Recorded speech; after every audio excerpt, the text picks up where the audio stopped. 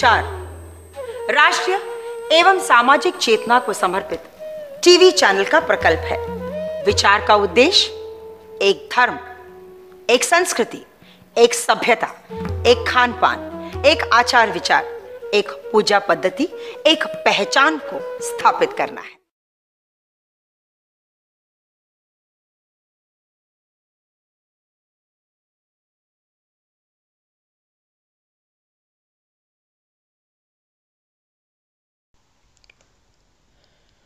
There are certain clear foundations of human excellence.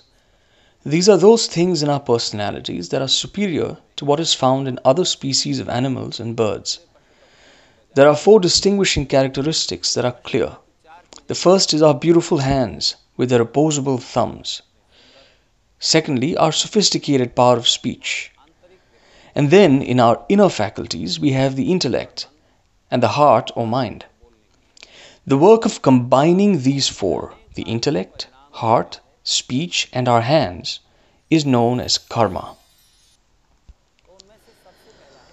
So the first steps of the great sage Patanjali's 8-fold path of yoga are called yama and niyama, namely the restraints and commandments or rules. It's quite fascinating that when people talk about meditation, they immediately think of samadhi or deep rapture. And so it arouses many people's interest in practicing meditation or experiencing samadhi. I notice how people get into various types of meditation, practicing it, experimenting with it. Words like meditation and samadhi have become quite prevalent, quite popular nowadays. But what these students forget is that if one does not apply the restraints and commandments in one's daily living, then one won't be able to take a single step towards attaining godly bliss. Regardless of whether one tries 1,000 ways to control the mind, focus the mind, experience meditative states and whatnot, you will ultimately fail. Well, you may attain certain pleasurable states of mind during intense focus, and that pleasure at the mental level can also be found using certain intoxicants, as well as in a state of deep sleep. But bliss is a godly quality, not a mental state. Always remember that drawing closer to God is very different and at a whole other level from simply suspending the mind using different techniques in order to achieve an altered state. To aspire to God's bliss without implementing His restraints and commandments, or to live in God's created universe without performing one's duties, to be in this world without dedicating oneself to giving peace and pleasure to others, or to reducing others' pain and sorrow, to think that one can turn away from these commitments and simply focus on mental techniques to attain samadhi, such a conception is the deepest spiritual darkness. Imagine an indifferent man wrapped up in his own need for release, in his own pursuit of pleasure, drowns himself in intoxication of some kind or some emotional mellow, and does nothing else.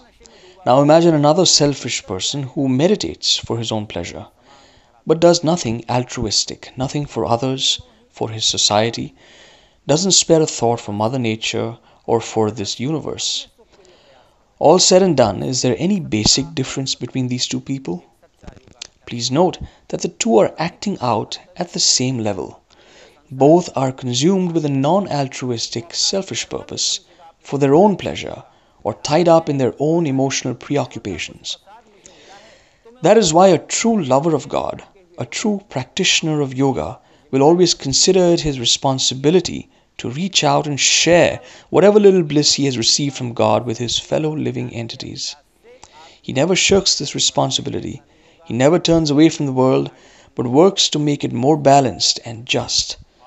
That is why don't ever think one can achieve godly bliss only via one's own personal prayer or meditation or faith and worship. A vehicle doesn't run on a single wheel. It needs at least 2. Therefore, you must also actively engage in selfless works. So, while engaging in altruistic activities, try to fit in whatever little meditation and prayer you can.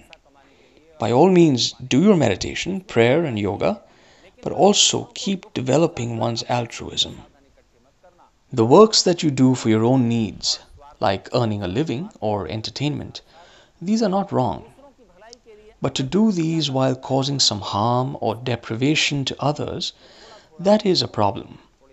While working to fulfill one's own needs, if one can do a little bit for others also, even a good deed every day, then that would be nice. Also, a little sadhana or spiritual practice every day. Any ordinary person, whether or not he or she is well educated, should have no problem doing something as simple as this. We only need to be aware that we do not become obstacles in the welfare of others. This is ahimsa, or non-violence, the first of the 5 restraints. Non-violence, honesty, not stealing, continence, and non-obsessiveness. These are the 5 restraints. And people try to practice meditation without paying any attention to these restraints and commandments. Let's say you practice meditation for an hour or 2 every day. After all, you're not a great yogi who meditates for several hours every day. So for an hour or 2, and then the rest of your 16 or so waking hours, one ought to live by these basic restraints and commandments during the rest of the day. Non-violence, honesty, not stealing, continence, and non-obsessiveness. God sees the extent to which one lives by these based on circumstances and context. Take non-violence, for instance. Say you're driving your car. While driving, you can't possibly be aware whether you are driving over an ant or not. But as a driver, you can at least be sensitive to pedestrians, or children in a neighborhood, animals along country roads, and so on. Wouldn't you be careful of those? But while walking, one can also choose to be aware to not step on smaller living things like a snail, an earthworm, a line of ants, and so on. That becomes possible. So, depending on circumstances, the level of non-violence that is pragmatic also changes. Now, the sannyasis, or those who have completely renounced material life for liberation, they are very attentive to extreme levels of non-violence. In the same way, we have another restraint, honesty. Do not lie for one's own selfish ends. But say one lies to protect oneself from harm or to benefit others, then perhaps it will leave an imprint on one's subconscious mind. But for an ordinary householder who is not on track to achieve liberation in this very life, he or she can at least keep the lies to this level only. Another of the restraints, continence, means to be faithful to the person one has chosen as a life partner. Yet another of the restraints, non-obsessiveness, means that if one consumes or hoards more than one's needs or one's convenience and perhaps a little entertainment, then it becomes a cause of subconscious aberration or sin. The last of the restraints, non-stealing, means to be aware of ownership, to not misuse without permission what is not one's own, to maintain protocols of communication with one's fellows. What would you call a person who uses fraud or exploitation to build a big commercial empire, who builds a mansion from those earnings, who buys hundreds of pairs of footwear and thousands of suits? You would probably agree he needs to be treated for mental illness. You would agree that hoarding so much more than is necessary is going to entangle his own mind. So non-obsession means that it is better not to keep more than necessary to meet one's needs, convenience, and perhaps a little pleasure. Because if one does, then one's own mind will become involved in protecting it or consuming it, and one won't have the energy for truly productive work. So these 5 restraints are to be consciously observed in one's daily life, not just as an individual, but as ethics for the whole society. To the extent that these ethics of restraint are observed by individuals in a society, to that extent there will be satisfaction along with prosperity in that society.